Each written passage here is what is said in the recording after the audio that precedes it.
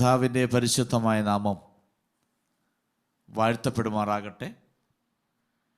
ഈ സൂം പ്ലാറ്റ്ഫോമിലൂടെ ദൈവവചന പഠനത്തിനായി വന്നിരിക്കുന്ന കർത്താവിൻ്റെ വിലപ്പെട്ട ദാസന്മാർ, മാതാപിതാക്കൾ, സഹോദരന്മാർ, നിങ്ങളെല്ലാവരെയും യേശുക്രിസ്തുവിൻ്റെ നാമത്തിൽ ഹൃദയാംഗമായി സ്വാഗതം ചെയ്തുകൊള്ളുന്നു. തുടർന്ന് യൂട്യൂബിൽ ദൈവവചനം പഠിക്കാൻ ആഗ്രഹിച്ചു വരുന്ന എല്ലാ മാന്യ പ്രിയപ്പെട്ടവരെയും യേശുക്രിസ്തുവിൻ്റെ നാമത്തിൽ ഹൃദയാംഗമായി സ്വാഗതം ചെയ്തുകൊള്ളുന്നു. നമ്മൾ എഹെസ്കേൽ പ്രവചനം 40-ാം അധ്യായമാണ് പഠിച്ചുകൊണ്ടിരിക്കുന്നത്.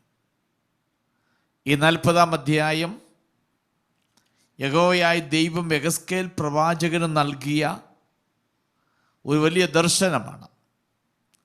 ഈ എഹെസ്കേൽ പ്രവചനത്തിലെ അവസാനമായി പറയപ്പെടുന്ന ദർശനങ്ങളൊന്നാണത്. അതിൽ പുതിയ ആലയത്തിൻ്റെ ഒരു രൂപരേഖ കൊടുത്തിട്ട് അതിനെക്കുറിച്ച് വിശദമായി വിശദീകരിച്ചു കൊടുക്കുകയാണ്. അതിനെ യഹോവയായ ദൈവം എഹെസ്കേലിനെ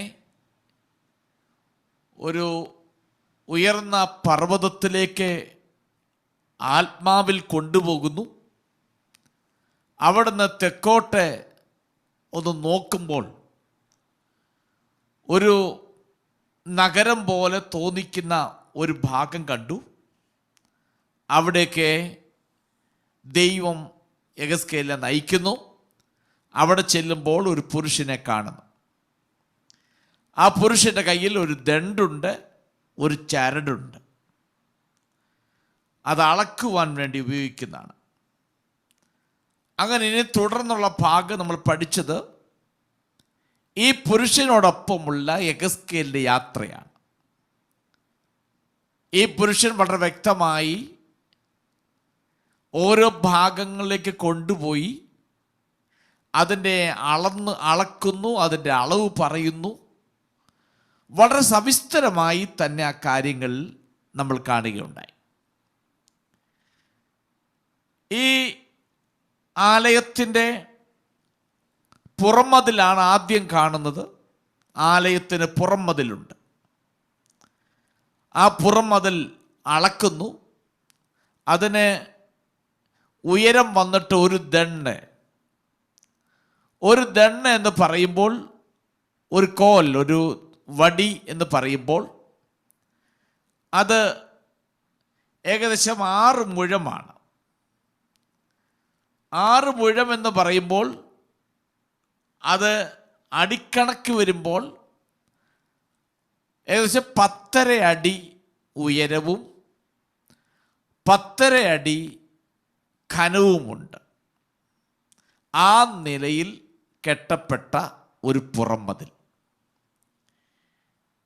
ഇനി നേരെ കൊണ്ടുപോകുന്നത് കിഴക്കേ കവാടത്തിലേക്ക് കൊണ്ടുപോയത്. ആലയത്തിൻ്റെ കിഴക്കേ കവാടം. ആ കവാടത്തിൽ ആ മനുഷ്യൻ അളക്കുന്നു. അളന്ന് ഒരു ദണ്ഡ് വീതിയുള്ള ഒരു ഉമ്മരപ്പടി, അതിൻ്റെ വാതില്, അതിൻ്റെ പൂമുഖം, അവിടേക്ക് കയറി ചെല്ലാനുള്ള 7 സ്റ്റെപ്പുകൾ, കയറി ചെല്ലുമ്പോൾ കാണുന്ന പൂമുഖത്തുള്ള വാതിലിന് 2 സൈഡിലായിട്ട് 3 മുറികൾ. ഓരോ മുറികളും സമചതുരത്തിലാണ്. അതിൻ്റെ വാതിലുകൾ പ്രാകാരത്തിലേക്ക് തുറന്നിരിക്കുന്നു.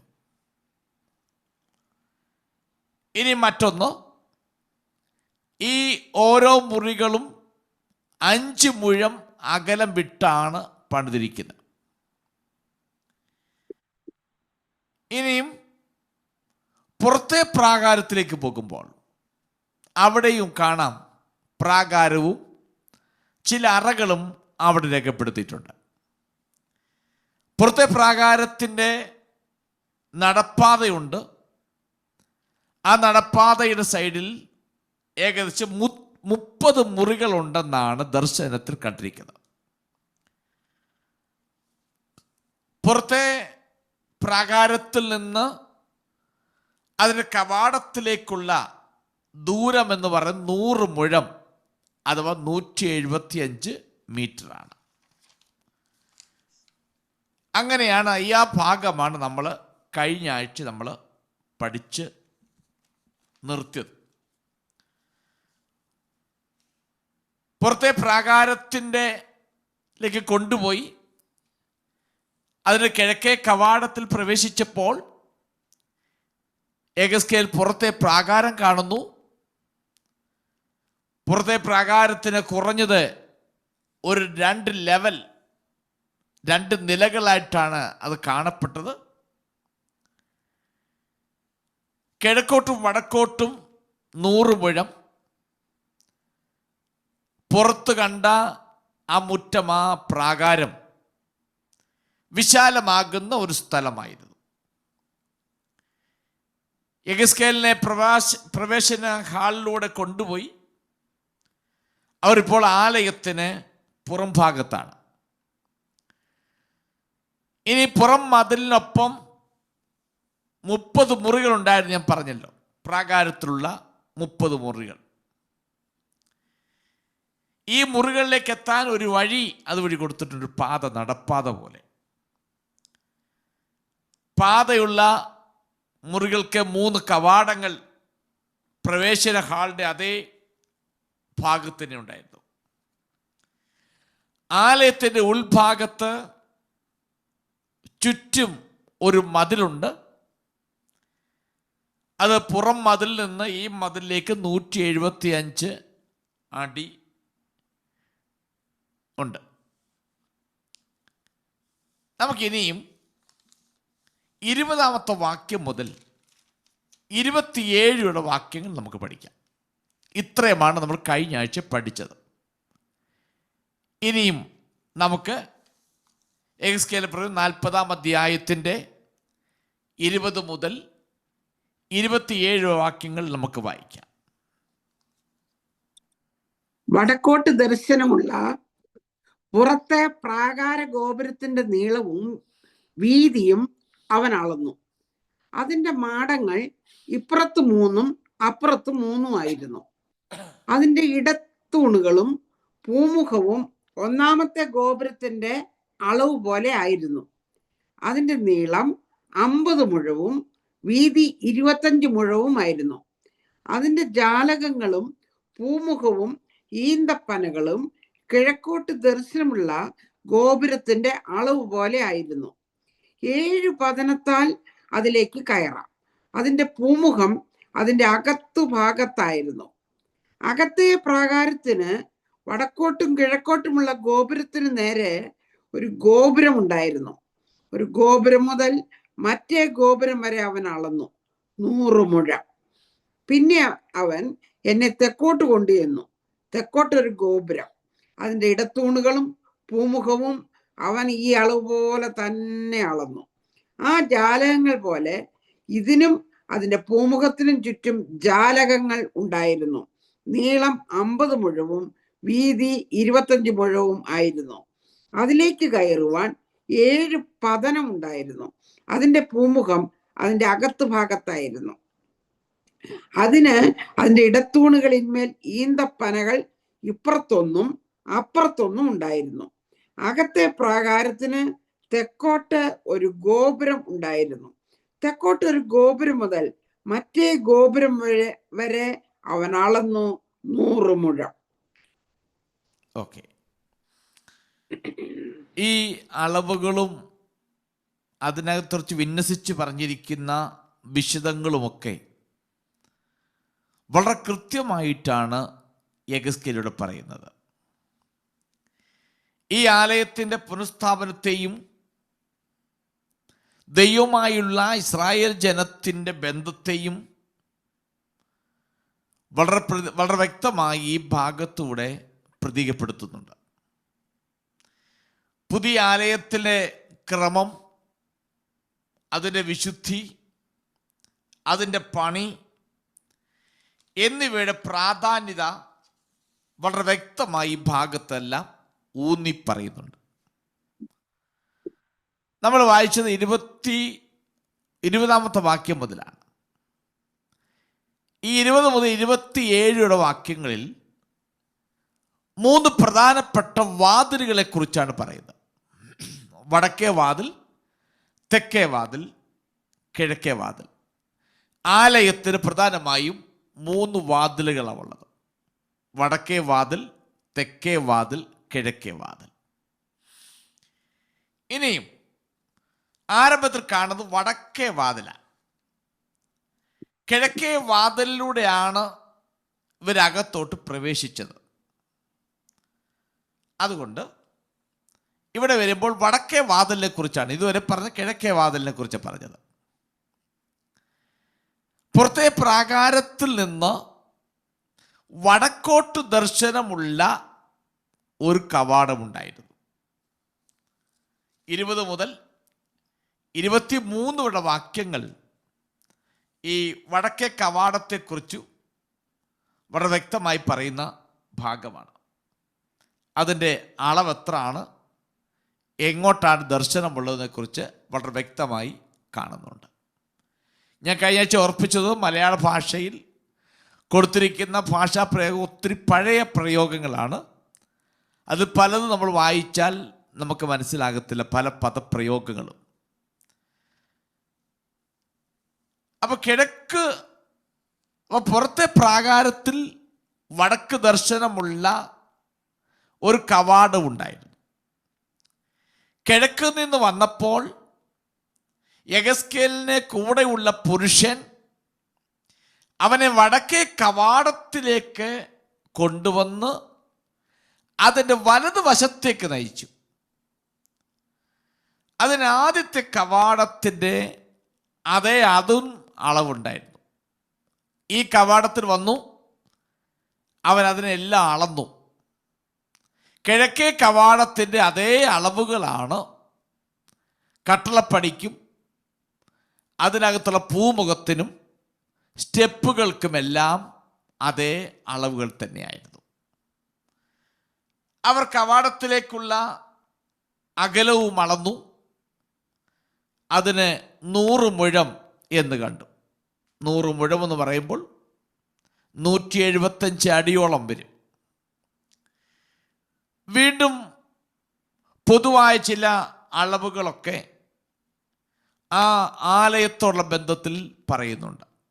ഇതാണ് വടക്കേ കവാടം എന്ന് പറയുന്നത്.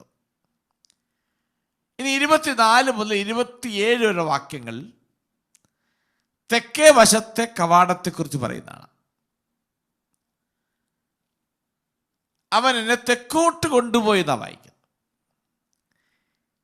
യെഹെസ്കേലിന്റെ വഴികാട്ടി അവനെ ആ പ്രാകാരം കടന്നു തെക്കേ കവാടത്തിലേക്ക് നയിച്ചു. വഴികാട്ടി അളന്നതുപോലെ കിഴക്കും തെക്കും കവാടങ്ങളുടെ അതേ അളവുകൾ വടക്കിനുണ്ടായിരുന്നു. ആ സെയിം അളവുകൾ ഇവിടെയുമുണ്ട്. ആലയം പടിഞ്ഞാറ് മതിലിനോട് ചേർന്നാണ് പണിതേക്കുന്നത്. അതുകൊണ്ട് ആ ഭാഗത്ത് പൂമുഖങ്ങളോ കവാടങ്ങളോ ഇല്ല. അപ്പൊ ആ ഭാഗത്ത് കവാടങ്ങളും പൂമുഖങ്ങളും വെക്കാത്തതിന് കാരണം പടിഞ്ഞാറ് മതിലിനോട് ചേർത്താണ് ആലയം പണിതിരിക്കുന്നത്. അതുകൊണ്ട് ആലയത്തിന് 3 വാതിലുകളാണ് ഉള്ളത്. ഒന്ന് വടക്കേ വാതിൽ, തെക്കേ വാതിൽ, കിഴക്കേ വാതിൽ. ഈ ആലയം ഏകദേശം ശലോമോൻ പണിത ആലയവുമായി സാമ്യമുണ്ട് എന്നുള്ളതാണ് നമുക്ക് പഠിക്കുമ്പോൾ മനസ്സിലാക്കാൻ കഴിയുന്നത്. ഇവർ ഇത്രയും വിപുലമായി ശലോമോൻ പണിതാലും ഈ കാണപ്പെടുന്ന ആലയത്തിന് നമ്മൾ പഠിച്ചു നോക്കുമ്പോൾ ദൈവം സമാഗമന കൂടാരം പണിയാൻ കൊടുത്തപ്പോൾ ഏതെല്ലാം കാര്യങ്ങൾക്ക് പ്രാധാന്യത കൊടുത്ത് പറഞ്ഞിരുന്നുവോ ആ നിലയിൽ തന്നെയാണ് ഇത് പണിതിരിക്കുന്നത്. എന്നാൽ ആകൃതികൾക്കും അളവുകൾക്കും അല്പം വ്യത്യാസമുണ്ട്. അതിൻ്റെ പ്രവേശന കവാടം അതിന് മുൻപിലായിരുന്നു. അതിന് കവാടങ്ങളുടെ തൂണുകളുണ്ട്. തൂണുകളിൽ ഈന്തപ്പനയുടെ ചിത്രം ആലേഖനം ചെയ്തിട്ടുണ്ട്. മുമ്പത്തെ പോലെ യെഹെസ്കേൽ അളവുകൾ മാത്രമല്ല, രൂപകൽപ്പനകളുടെ വിശദാംശങ്ങളും വളരെ കാര്യമായി ശ്രദ്ധിക്കുന്നുണ്ട്. കാരണം ഇതിൻ്റെ ഇടയിലെല്ലാം തൂണുകളുണ്ട്. ഓരോ കവാടത്തിലും കയറി ചെല്ലുമ്പോൾ ഇരുവശത്തും മുറികളുണ്ട്, അതിന് നടുവിൽ തൂണുകളുണ്ട്. ഈ തൂണുകൾ എല്ലാം ഈന്തപ്പനയുടെ അതുകൊണ്ട് അതിങ്ങനെ ആലേഖനം ചെയ്തിരിക്കുക, അതിങ്ങനെ അതിൽ കൊത്തി ഇങ്ങനെ വെച്ചിരിക്കുകയാണ്.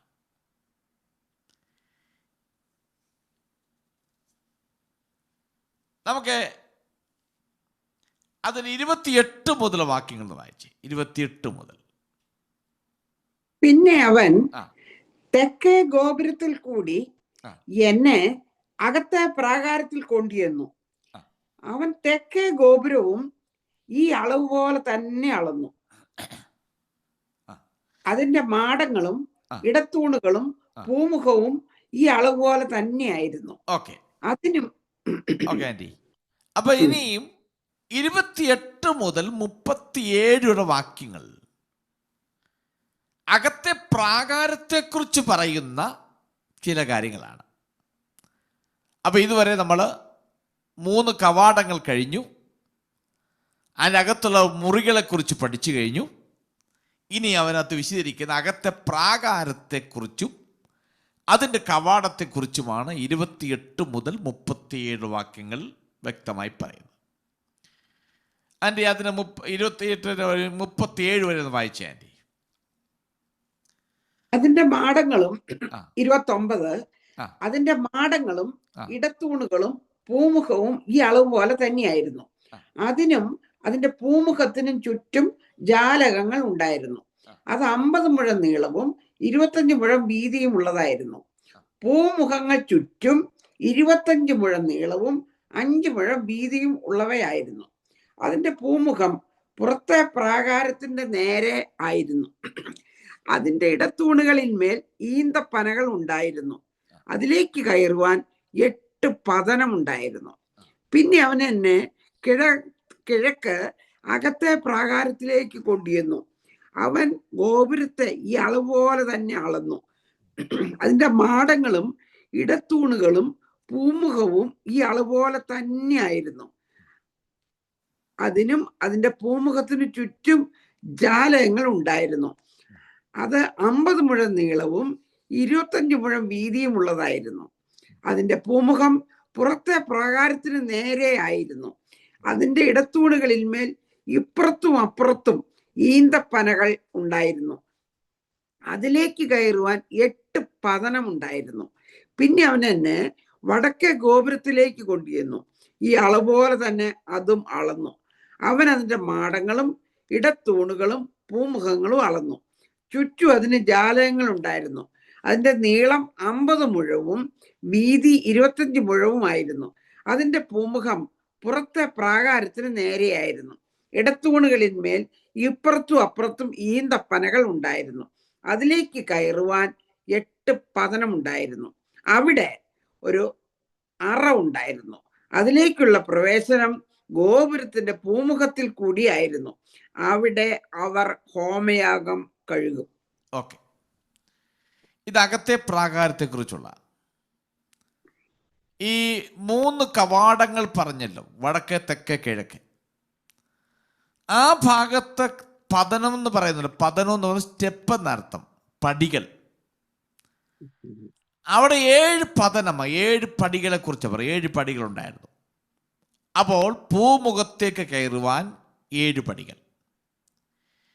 ഇവിടെ അകത്തെ പ്രാകാരത്തിൽ നിന്ന് ആ ഗോപുരത്തിൽ കയറണമെങ്കിൽ 8 പടികളുണ്ടായിരുന്നു.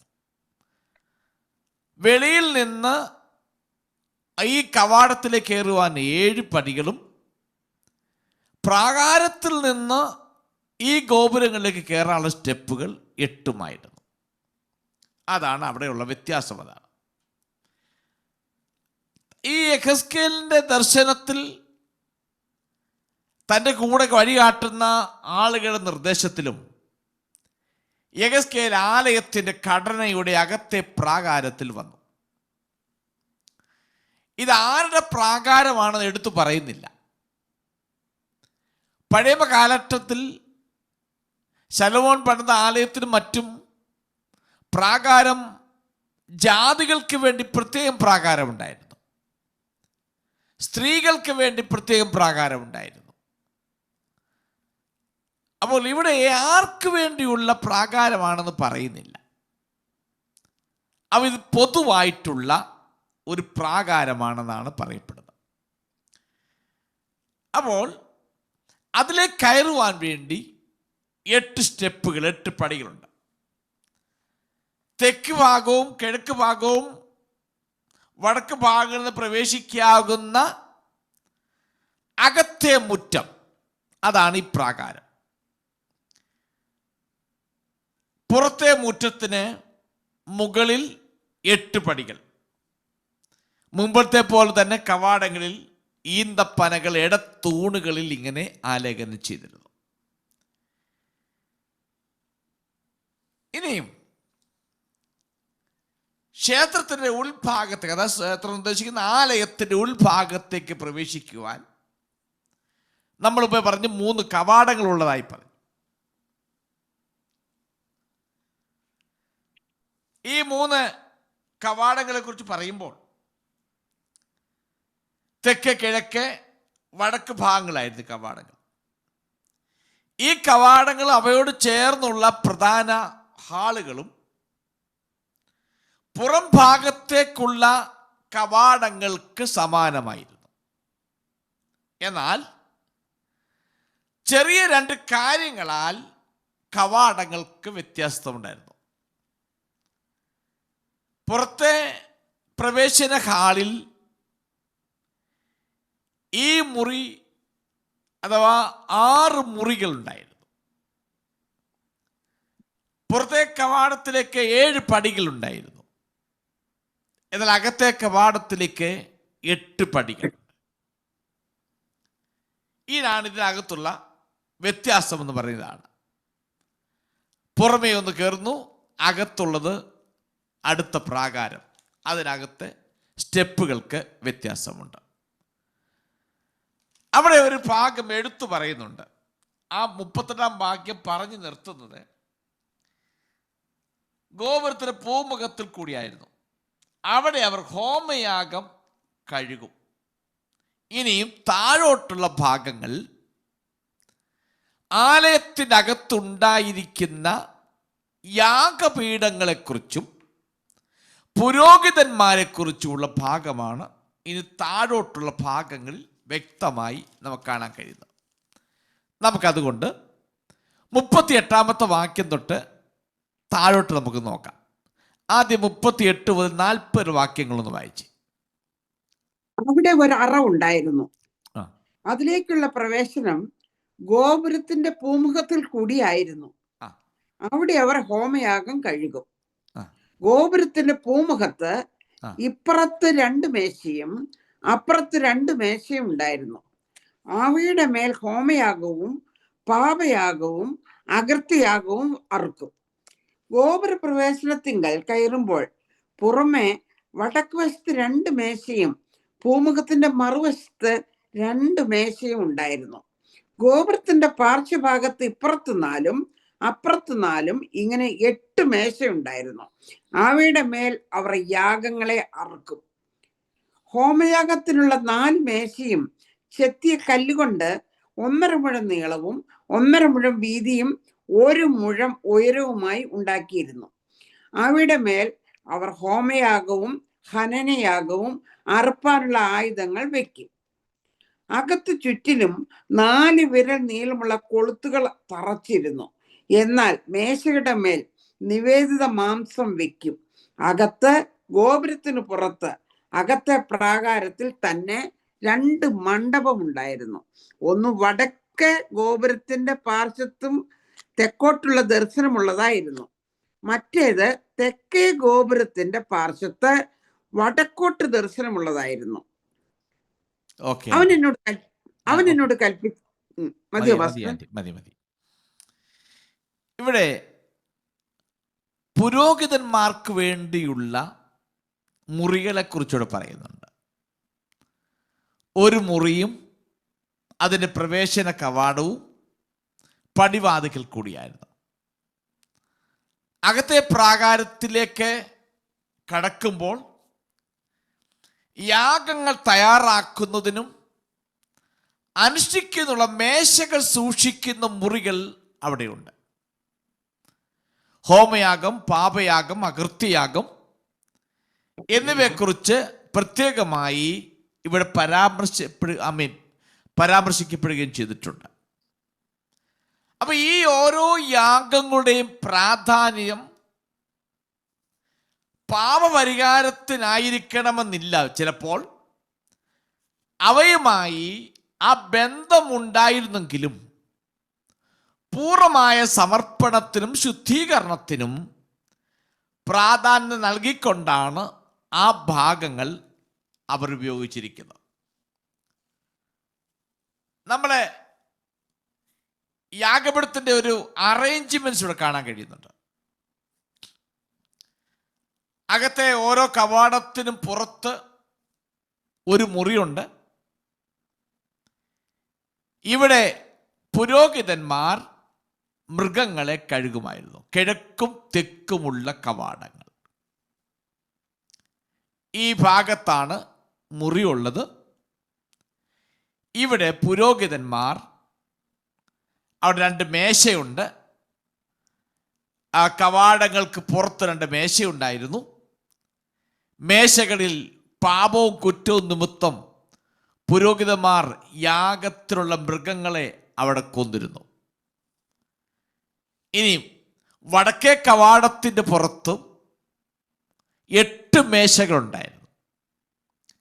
ഈ 8 മേശകളിൽ പുരോഹിതന്മാർ യാഗത്തിലുള്ള മൃഗങ്ങളെ അറുക്കുമായിരുന്നു.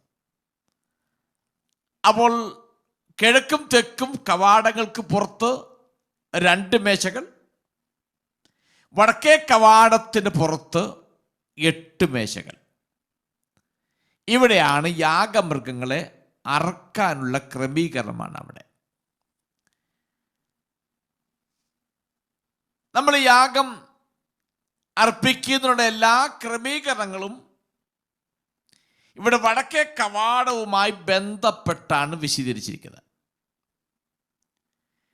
യഹെസ്കേൽ പുസ്തകം 46-ാം അധ്യായം 12-ാമത്തെ വാക്യം എന്ന് വെച്ചാൽ യഹെസ്കേൽ പുസ്തകം 46-ന്റെ 12-ാമത്തെ വാക്യം. എന്നാൽ പ്രഭു സ്വമേധാദാനമായ ഹോമയാഗമോ സ്വമേധാദാനമായ സമാധാന യാഗങ്ങളോ യഹോവയ്ക്ക് അർപ്പിക്കുമ്പോൾ കിഴക്കോട്ട് ദർശനമുള്ള ഗോപുരം അവന് തുറന്നു കൊടുക്കണം. അവൻ ശബ്ബത്ത് നാളിൽ ചെയ്യുന്നത് പോലെ തന്റെ ഹോമയാഗവും സമാധാന യാഗങ്ങളും അർപ്പിക്കണം. പിന്നെ അവൻ പുറത്തേക്ക് പോകണം. അവൻ പുറത്തേക്ക് പോയ ശേഷം ഗോപുരം അടയ്ക്കണം. നോക്കണം, ഇത് കിഴക്കേ വാതിലിനെ കുറിച്ചാണ്. അതിനകത്ത് ആർക്കാ പ്രവേശനമുള്ളവർ വായിക്കുന്നത്? പ്രഭു എന്നാണ് വായിക്കുന്നത്. രാജകുമാരന്മാർ, രാജാക്കന്മാർ, അവർക്ക് വേണ്ടിയുള്ളതാണ് കിഴക്കേ കവാടം എന്ന് പറയുന്നത്. അതായത് ചില ഉത്സവങ്ങളിൽ, ചില പ്രധാനപ്പെട്ട ദിനങ്ങളിൽ രാജകുമാരന്മാർ, രാജാക്കന്മാർ കിഴക്കേ കവാടത്തിലൂടെ പ്രവേശിച്ച് പുരോഹിതന്മാർ വഴിപാടുകൾ തയ്യാറാക്കുമ്പോൾ അവിടെ ചെന്നിരുന്ന് ആരാധനകൾ കാണുകയും അതിൽ സംബന്ധിക്കുകയും ചെയ്യുമായിരുന്നു. അതിലുള്ളതാണ് കിഴക്കേ വാതിൽ. എന്നാൽ അവർ അവിടെ നിന്ന് പുറപ്പെട്ട തിരിച്ചു പോയ ശേഷം ആ വാതിൽ അടച്ചിടണം, അത് തുറക്കാൻ പാടില്ല. ഇതിനെക്കുറിച്ചുള്ള ചില വിശദീകരണങ്ങൾ ഞാൻ പിന്നീട് അടുത്ത ക്ലാസ്സിൽ, വരും ക്ലാസ്സുകളിൽ പറയാം. കിഴക്കേ വാതിലിന്, ഇന്നത്തെ കിഴക്കേ വാതിൽ എന്താണെന്നും അതിലൂടെയുള്ള കാര്യങ്ങളെക്കുറിച്ചുള്ള വിശദീകരണങ്ങൾ അടുത്ത ആഴ്ച ഞാൻ പ്രസ്താവിച്ചുകൊള്ളാം. അത് വളരെ പ്രാധാന്യത അറിയിക്കുന്ന ചില കാര്യങ്ങളാണ് പറയേണ്ടത്. ഇനി ഈ വടക്കേ കവാടത്തിന് ഭാഗത്താണ് യാഗമൃഗത്തിനെ കുറിച്ചുള്ള കാര്യങ്ങൾ ചെയ്യേണ്ടത്. ഇത് പഴയ നിയമത്തിൽ ഇതിനെക്കുറിച്ച് വളരെ വ്യക്തമായി ലേവ്യ പുസ്തകത്തിൽ യാഗത്തെക്കുറിച്ചുള്ള പ്രമാണങ്ങൾ കൊടുക്കുമ്പോൾ യഹോവയായ ദൈവം വളരെ വ്യക്തമായി യാഗത്തെക്കുറിച്ചുള്ള ഭാഗം പറയുന്നുണ്ട്. ലേവ്യ പുസ്തകം 1-11 വാക്യം ഒന്ന് വായിച്ചാൽ മതി. അവൻ യഹോവയുടെ സന്നിധിയിൽ യാഗപീഠത്തിന്റെ വടക്ക് വശത്ത് വെച്ച് അതിനെ അറുക്കണം. അവിടെ നോക്കി, യാഗപീഠത്തിന്റെ വടക്ക് വശത്ത് വെച്ച് അതിനെ അറക്കണം. അപ്പൊ ഇവിടെ പറയുമ്പോഴും വടക്കേ ഗോപുരത്വത്തില്ല, അവിടെയാണ് മേശയുള്ളത്, അവിടെയാണ് അറുക്കേണ്ട ഇടം. ഇനിയും 6:25 വായിച്ച ലേവ്യ പുസ്തകം.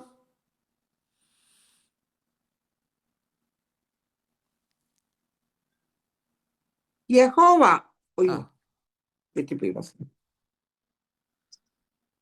തെറ്റിപ്പോയി സാരമില്ല. ലേവ്യ പുസ്തകം 6:25.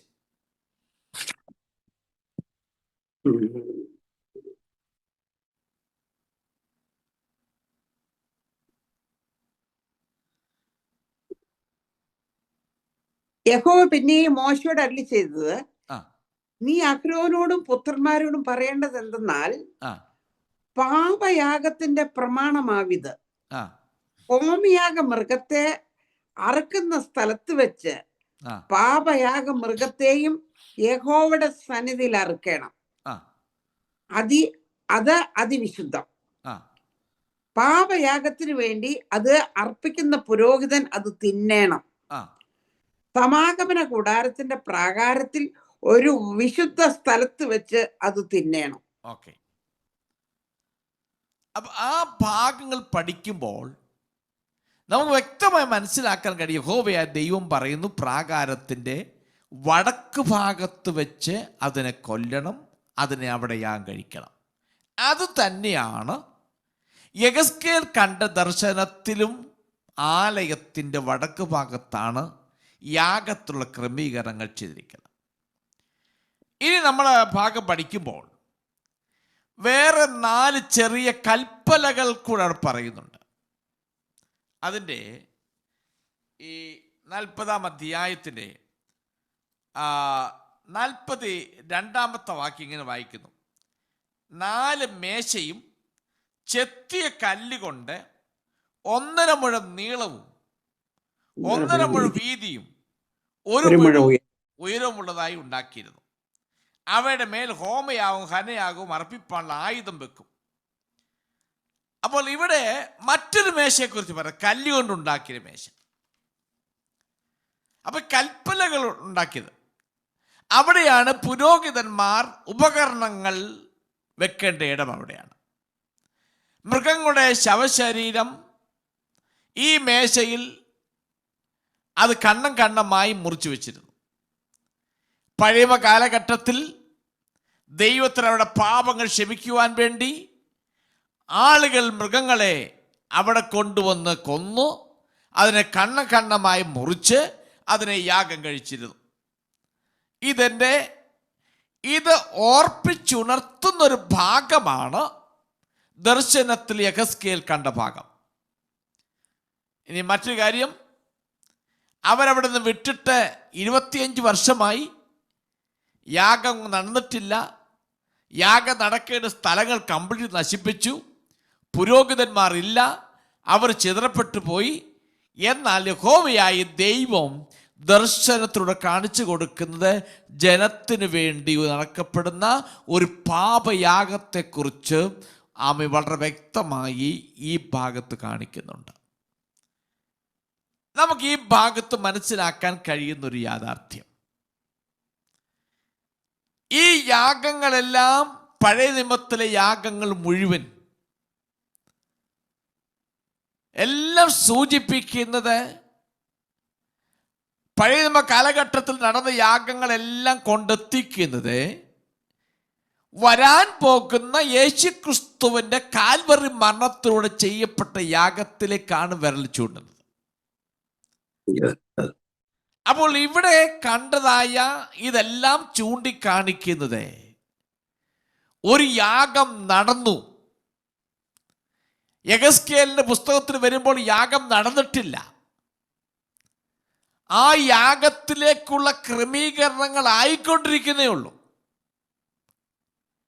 എന്നാൽ ഇതെല്ലാം സൂചിപ്പിക്കുന്നത് വരാൻ പോകുന്ന, സംഭവിക്കാൻ പോകുന്ന ഒരു വലിയ യാഗത്തെക്കുറിച്ചാണ് സൂചിപ്പിക്കുന്നത്.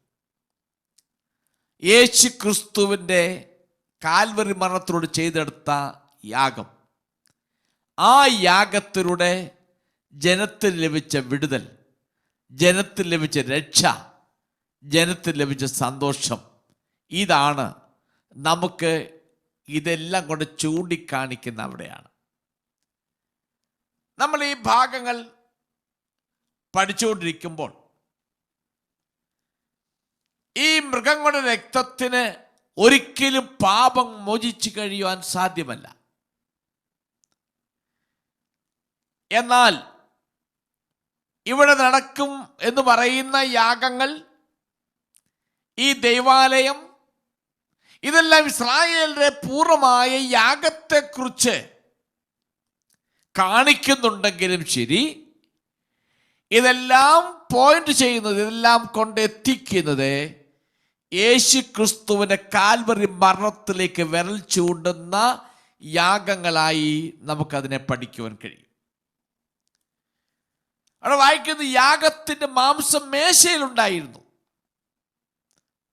ഇതൊരു പുരോഹിത പശ്ചാത്തലത്തിൽ യെഹെസ്കേൽ വളർന്നു വന്നതിനാൽ യെഹെസ്കേൽ ഈ കാര്യം വളരെ താല്പര്യമുള്ളൊരു കാര്യമാണ്. യഹോവയായ ദൈവം ഇസ്രായേൽ ജനത്തിന്റെ പാപമോചനത്തിനുവേണ്ടി താൽക്കാലികമായി സ്ഥാപിച്ചു കൊടുത്ത യാഗം, ആ യാഗം നിന്നുപോയാലും, അക്ഷരികമായി അത് നിന്നു പോയാലും ശരി, ഇനിയും ആ യാഗം ആവർത്തിക്കുമെന്നും അതിൻ്റെ എല്ലാം അവസാനമായി പരമയാഗമാകി ദൈവത്തിൻ്റെ കുഞ്ഞാട്, ലോകത്തിൻ്റെ പാപത്തെ ചുമന്നൊഴിക്കുന്ന ദൈവത്തിൻ്റെ കുഞ്ഞാട് യാഗമായി തീരുമെന്നും ഈ ഭാഗത്തു നിന്നും വ്യക്തമായി ദൈവം പഠിപ്പിക്കുന്നുണ്ട്.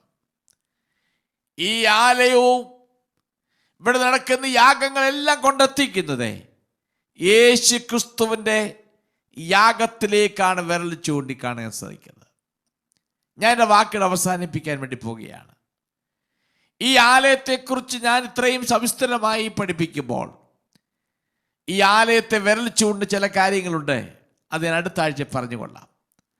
കിഴക്കേ കവാടത്തെക്കുറിച്ച് ചില കാര്യങ്ങളുണ്ട്. ഇതെല്ലാം ചൂണ്ടിക്കാണിക്കുന്നത് യേശു ക്രിസ്തുവിങ്കിലേക്കാണ് ഇതെല്ലാം പോയിന്റ് ചെയ്യുന്നത്. അതുകൊണ്ട് യെഹെസ്കേൽ ജീവിതത്തിൽ ഈ തര ദർശനങ്ങൾ കണ്ടാലും, യാഗങ്ങളും പുരോഹിതന്മാരും ആലയവും എല്ലാം നഷ്ടപ്പെട്ടു പോയാലും ഇതെല്ലാം പുനഃസ്ഥാപിക്കപ്പെടുമെന്നും നിത്യമായ നിയമരക്തത്താൽ നടത്തപ്പെടുന്ന ഒരു വലിയ യാഗമുണ്ട് എന്ന് ഈ ഭാഗത്തു നിന്നും മനസ്സിലാക്കാൻ കഴിയുന്നുണ്ട്. എന്നാൽ ഒരു ഇസ്രായേലുമല്ലാത്ത നമുക്ക്, ജാതികളാകുന്ന നമുക്ക് കൃപയാൽ യേശു ക്രിസ്തുവിന്റെ പരമയാഗത്തിലൂടെ നമുക്ക് പാപമോചനം ലഭിച്ചു. കൃപയാൽ ആ രക്തത്തിലൂടെ നമുക്ക് അവൻ്റെ മക്കളായി തീർന്ന് ആ മക്കൾ എന്ന് പറഞ്ഞ പദവിയിലായി തീരുവാൻ ദൈവം നമ്മെ സഹായിച്ചു. അതുപോലെ ജീവിതത്തിൽ ദൈവത്തെ നന്ദിയോടെ ജീവിപ്പാൻ ദൈവത്തിന് ആത്മാവ് സഹായിക്കട്ടെ എന്ന് പറഞ്ഞുകൊണ്ട് ഞാൻ എൻ്റെ വാക്കുകൾ അവസാനിപ്പിക്കുന്നു. ദൈവം നിങ്ങളെല്ലാവരെയും അനുഗ്രഹിക്കുമാറാകട്ടെ.